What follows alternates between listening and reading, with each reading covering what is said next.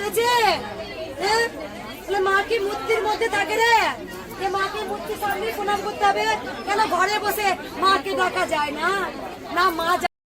Hello বন্ধুরা, welcome back to my channel রিমাস creation. আমি তোমাদের রিমা। আজকে আমি চলে এসেছি কৃষ্ণকালী মায়ের আরও একটা ভিডিও নিয়ে। টাইটেল আর থাম্বনেল দেখে তোমরা বুঝেই গেছো যে মঙ্গলা মা কিন্তু ভীষণ রেগে গেছেন আর ভক্তদের কিন্তু বের করে দিয়েছেন। এই কথাটা কি আদৌ ঠিক কথা? একদমই ঠিক কথা, কারণ মঙ্গলা মা একজন মানুষ।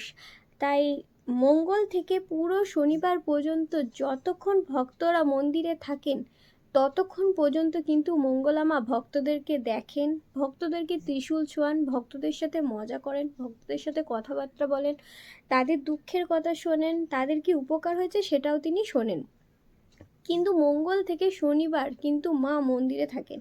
সোমবার দিন কিন্তু মা মন্দিরে আসেন, কিন্তু কোনো রকম তিনি ত্রিশূল ছোঁয়ান না।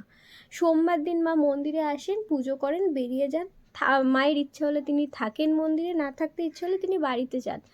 যেহেতু তিনি একজন মানুষ, তারও একদিন কিন্তু বিশ্রামের প্রয়োজন হয়। মঙ্গলা মা তাই সোমবার দিন কিন্তু বিশ্রাম নেন, তার নিজস্ব ব্যক্তিগত কিছু কাজ থাকে সেগুলো করেন। কিন্তু কিছু কিছু ভক্ত আছে সেসব কোনো কথাই মঙ্গলা মায়ের শোনেন না। তারা কি করেন? সোমবার দিন মায়ের মন্দিরে গিয়ে উপস্থিত হয়ে যান।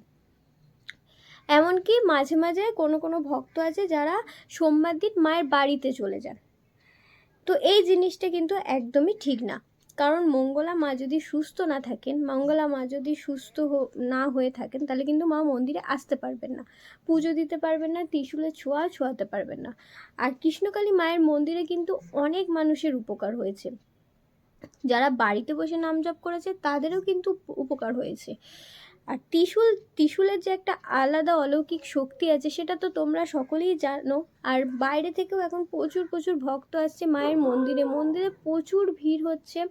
আগের দিন যখন আমি গেছিলাম মায়ের মন্দিরে, তখন দেখি বাসে করে মানুষের জন্য আসছে।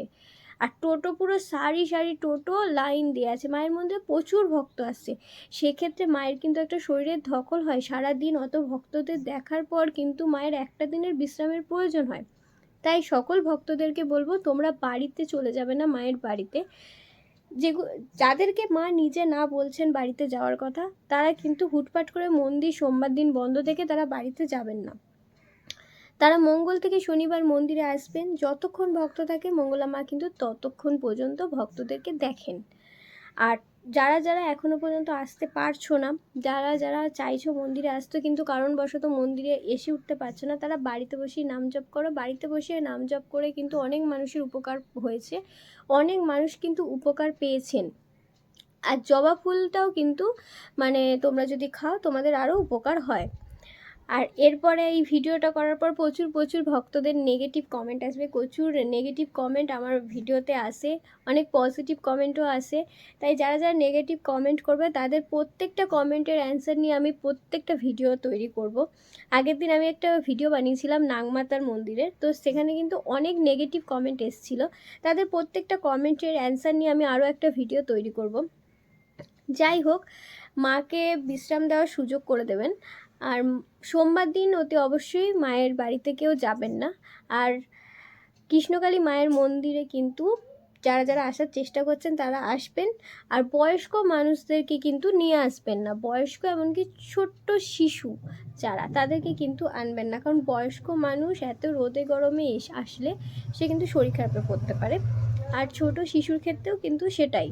তাই সেই সমস্ত ভক্তদের আনবেন না। আপনাদের বাড়িতে সুস্থ ব্যক্তি থাকলে তারাই কিন্তু মন্দিরে আসবেন, মাকে পুজো দেবেন, নিজের মনের প্রার্থনা জানাবেন, ত্রিশূলে ছোঁয়াবেন। তো ভিডিওটা যদি ভালো লেগে থাকে অতি অবশ্যই লাইক কমেন্ট শেয়ার করে দেবেন। আর কমেন্টে লিখবে জয় কৃষ্ণকালী মায়ের জয়।